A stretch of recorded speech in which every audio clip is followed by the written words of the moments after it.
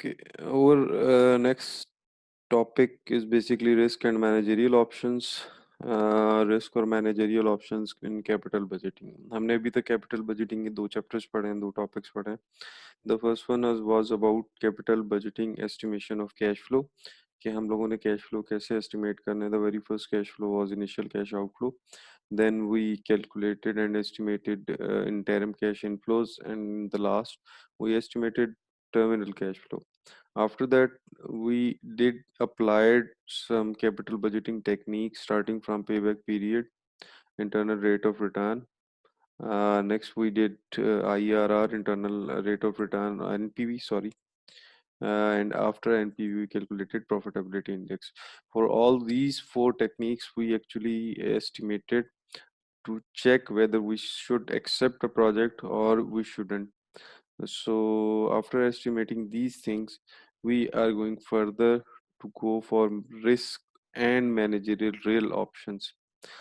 अभी तक ये कैश फ्लोज और estimation plus capital budgeting implementation techniques या डिसीजन टेक्निक्स, इनको हमने अप्लाई किया, और अप्लाई करने के बाद we came up with the idea कि हमने किसको एक्सेप्ट करना है, किसको रिजेक्ट करना है, but still the risk portion of this capital estimation is left. तो अब हमने देखना है कि हमने इसकी रिस्क की असेसमेंट कैसे करनी है, और रिस्क असेसमेंट के साथ हम लोगों ने एक प्रोजेक्ट को एक्सेप्ट या रिजेक्ट कैसे करना है। ठीक है, हमारे पास कैश इनफ्लोज भी हैं, हमारे पास कैश आउटफ्लोज भी हैं, we have everything, but we do not inducted any kind of risk in the capital estimation. अगर वो रिस्क हम इंड्यूस कर देते हैं तो उसके बाद हमारे पास ऑप्शंस और डिसीजंस किस किस्म के होते हैं वो हम लोगों ने इस चैप्टर के अंदर देखना है। ठीक है, चैप्टर 4 के अंदर will be going for riskness of the capital investment, cash flow riskness, particular period measure including the concept of expected value, standard deviation. We'll be calculating some kind of standard deviation of the project, going to calculate coefficient of variance, and applying different methods to calculate if returns are spread over multiple years. So starting from very first definition, the problem of project risk. हमने जब capital budgeting estimation की थी, actually we did कि हमारे पास कुछ cash inflows हैं, उसके against हमने कैश आउटफ्लो पहले जनरेट किया कि हमारे पास कैपिटल इन्वेस्टमेंट कितनी होगी, कैपिटल इन्वेस्टमेंट के अगेंस्ट हमें कितने एक्सपेंडिचर्स बेयर अप करने पड़ेंगे, हमारे वर्किंग कैपिटल के ऊपर क्या इंक्रीज या डिक्रीज आएगा, tax effect for after selling of old project क्या होगा। अब हमने देखना है जी टोटल प्रोजेक्ट का रिस्क, प्रोजेक्ट के अंदर रिस्क कैसे इन्वॉल्व होगा, contribution to total firm risk, firm portfolio approach, will see कि हम उसके अंदर पोर्टफोलियो इंप्लीमेंट कर सकते हैं कि नहीं, and the last will be going for managerial option के मैनेजरियल ऑप्शन क्या इम्पैक्ट है, मैनेजरियल ऑप्शन का रिजल्ट क्या आता है कि हम अगर कोई चीज के अंदर रिस्क कंडक्ट करते हैं तो एंड ऑफ द डे हमारे पास रिजल्ट्स क्या जनरेट होते हैं, and on the basis of these results are we going to accept और reject a project. Okay, an illustration of total risk. अभी हम एक एग्जांपल करने लगे हैं जो बेसिकली सिंगल रिस्क के ऊपर है, सिंगल रिस्क और सिंगल ईयर। ठीक है, एक प्रोजेक्ट है, उसके cash flows those are spread on just one single year. We can see here कि हमने एक साल की बात की है, we are talking about one single year. One single year means कि ये कैश फ्लोज जो भी आपको नजर आ रहे हैं ये सारे वन ईयर के ऊपर है, इससे ज्यादा इनकी लाइफ फिलहाल नहीं है, for the sake of example. So what we are going to do, there are expectations, and according to those expectations we have cash flows. For example, there is an expectation of deep recession with a probability of 5%. अगर deep recession आता है तो आपका जो cash flow होगा that would be minus 3000. So cash flow is not defining it is cash inflow or outflow, it means cash flow. Cash flow could be negative or positive. Negative means loss, and positive means gain, just for the sake of this example. So their first option or first state that could be deep recession, or if deep recession is in the market, there are only 5% chances of this deep recession. और इस 5% chance के against जो आपको loss होगा that would be minus 3000, or that would be 3000 loss. There could be another state जिसको हम mild recession कह सकते हैं, उसके चांसेस हैं 25%। अगर ये 25% इम्प्लीमेंट हो जाता है, जो चांसेस हैं 25% of risk of mild recession के, तो आपको जो अर्निंग या रिटर्न ऑफ कैश फ्लो होगा that would be 1000। If it remains normal course of business, normal course of business means के all things remain in a good position, जैसे last year चल रहा था वैसे ही ये ईयर चलेगा, तो इसके 40% चांस है और cash flow will go to 5000। So normal के बाद है minor boom. Minor boom is 25%, 25%। और माइनर बूम अगर 25% का आ जाता है, जिसके चांसेस 25% है माइनर बूम के, you will get a cash flow of 9000। And lastly we have a major boom. For example market में मेजर बूम हिट अप होता है और जिसके चांसेस हैं सिर्फ 5%, you can come up with the cash flow of 13,000। अगर ये situation बनती है, आपके पास मल्टीपल कैश फ्लोज हैं and multiple state of the market can happen. जैसे कि लास्ट ईयर, अभी ये दिसंबर है, तो लास्ट ईयर दिसंबर में किसी को भी नहीं पता था कि मार्च में अचानक इतना स्वेयर लॉकडाउन हो जाएगा और आपका एक डेढ़ महीना बिजनेस एक्टिविटीज बिल्कुल क्लोज हो जाएंगी और मार्केट में एकदम रिसेशन आ जाएगा। No one even projected it, ठीक है, बट स्टिल ये हुआ, लेकिन उसके चांसेस तो ऑब्वियसली हमेशा मौजूद रहते हैं। तो दैट मीन्स कि state of market can change and they can have probability, each state can have probability। let's see, जैसे हमारे पास एग्जांपल के अंदर है, we have deep recession, we have mild recession, we have major boom, we have minor boom. So all things, these things are here। So हर state की एक probability है और प्रोबेबिलिटी के आगे कैश फ्लो हमें मिल सकता है। So you can see it is in the graph कि ये बेसिकली वाई एक्सिस के ऊपर प्रोबेबिलिटी है एंड एक्सिस इसके ऊपर कैश फ्लो है। It is being just plotted as a graph कि -3000 से स्टार्ट होता है और 13,000 पे एंड होता है।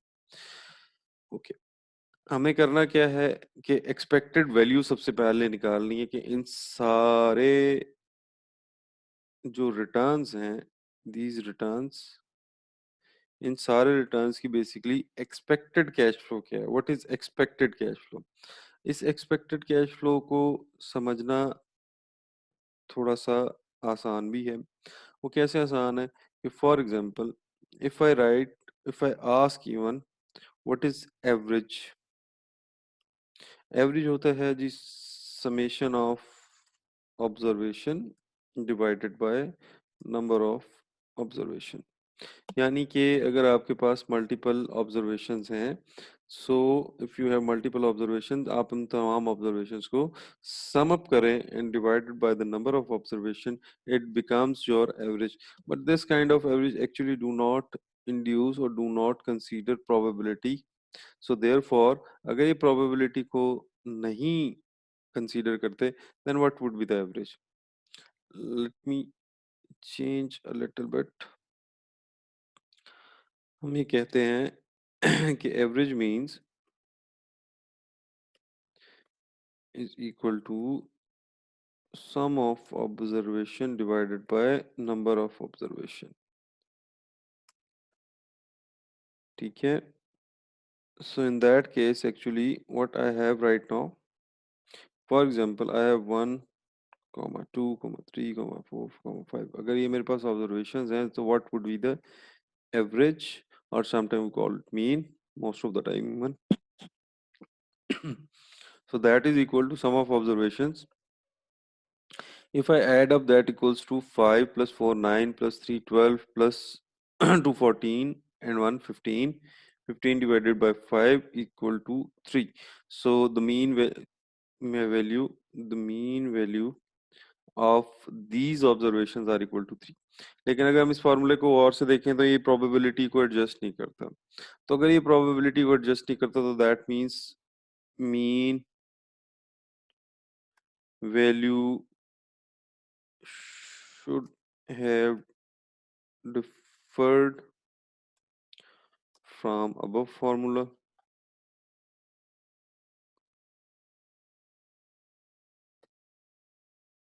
and should consider probability। so अगर ये probability को consider करेगा, then average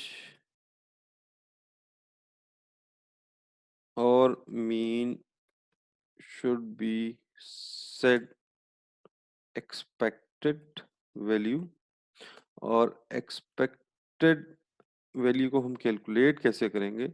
some of observation multiply by corresponding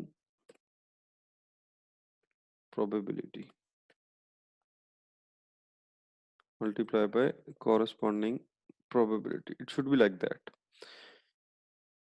simple average के अंदर हमारे पास प्रोबेबिलिटी नहीं होती, but when we are going towards a probability, when we are going towards probability and we want to find some kind of mean, जिसको हम normally expected value कहते हैं, तो इस एक्सपेक्टेड वैल्यू को हम लोग बेसिकली क्रॉसपॉन्डिंग, इसको हम कैसे कैलकुलेट करेंगे? इसको हम करेंगे sum of observation multiply by corresponding probability, और उसको जब आप सम अप कर लेंगे तो that would be your expected value.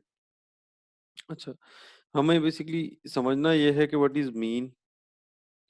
Mean is something, for example ये हमारे पास एक बेल शेप ग्राफ है।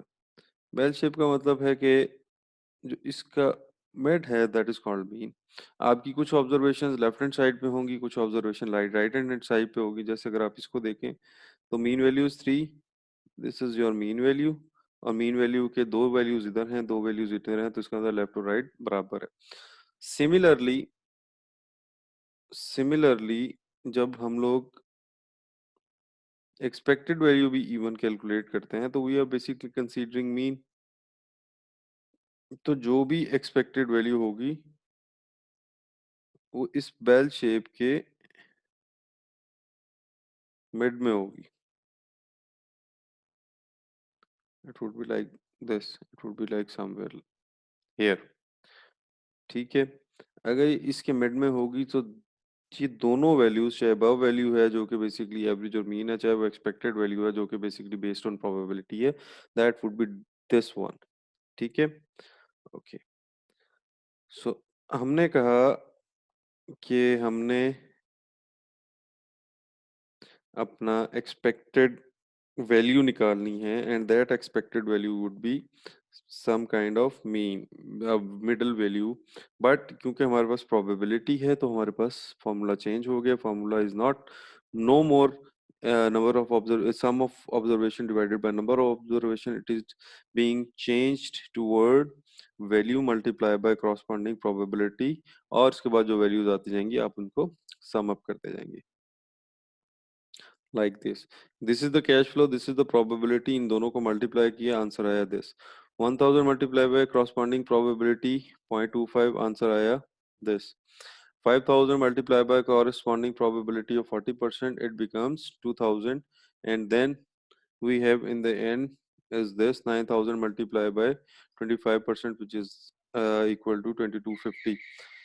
Last में we have a cash flow of 13,000, 13,000 multiplied by 5%, it becomes 650।